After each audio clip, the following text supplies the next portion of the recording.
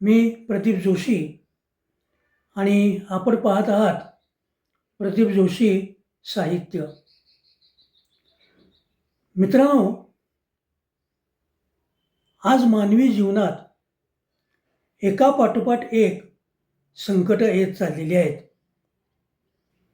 आणि सगळ्यात मोठं संकट कुठलं म्हणाल तर ते पाणी टंचाईचं.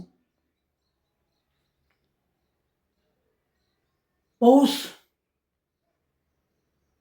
हुलकावणी दाखवतो, आकाशात ढग असतात पण पावसाचा पत्ता नसतो.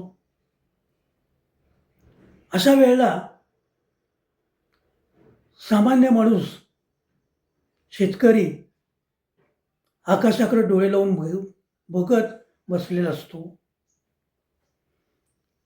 कधी एकदा पाऊस कोसळतोय असं त्याला वाटत असतं आणि ते खरं आहे.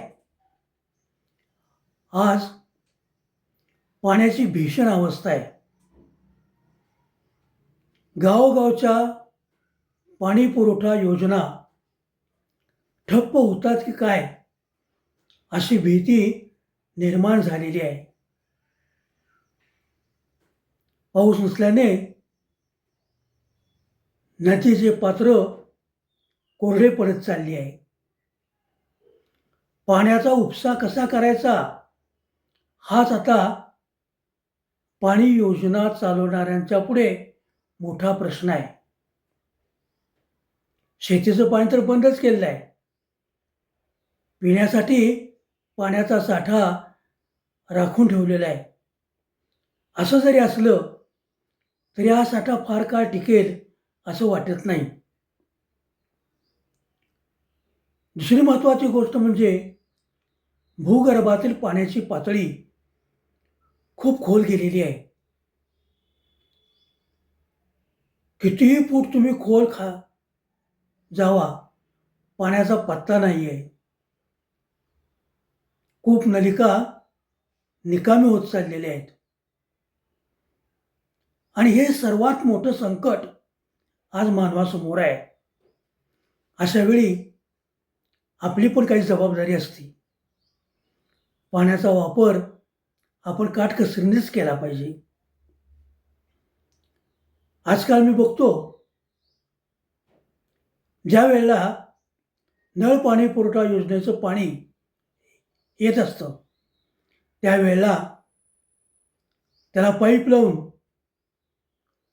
आपल्या दुकानासमोर, घरासमोर अंगण भिजवण्याचं काम काही मंडळी करत असतात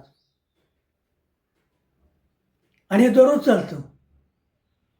आपण पाण्याचा अपव्यय किती करणार? आपलं कर्तव्य आपण जबाबदारीनं पाळलं पाहिजे असं मला वाटतं.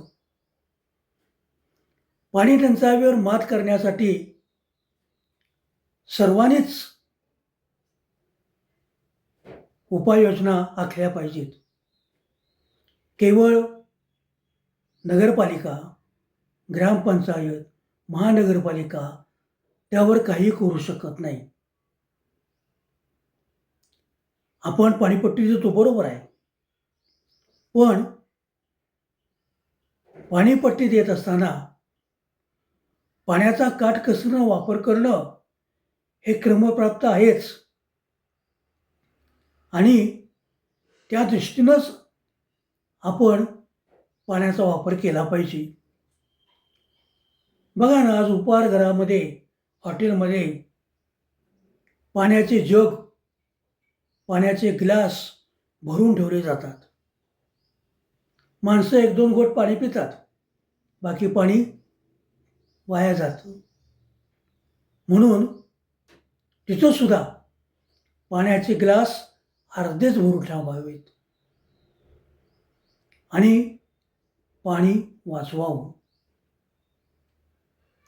पाणी ही राष्ट्रीय संपत्ती आहे. तुम्हाला माहिती आहे, आजकाल सत्तेसाठी युद्ध झाली, पण इथून पुढच्या काळात पाण्यासाठी युद्ध होतील आणि एकमेकांना शह दिला जाईल. म्हणून वेळेत सावध व्हा. पाणी काटकसरीनं वापरा. एवढीच माफक विनंती. माझा हा व्हिडिओ आपणास कसा वाटला? आवडला असल्यास लाईक करा, शेअर करा, सबस्क्राईब करा आणि कमेंट द्यायला विसरू नका. पुनश्च एकदा धन्यवाद.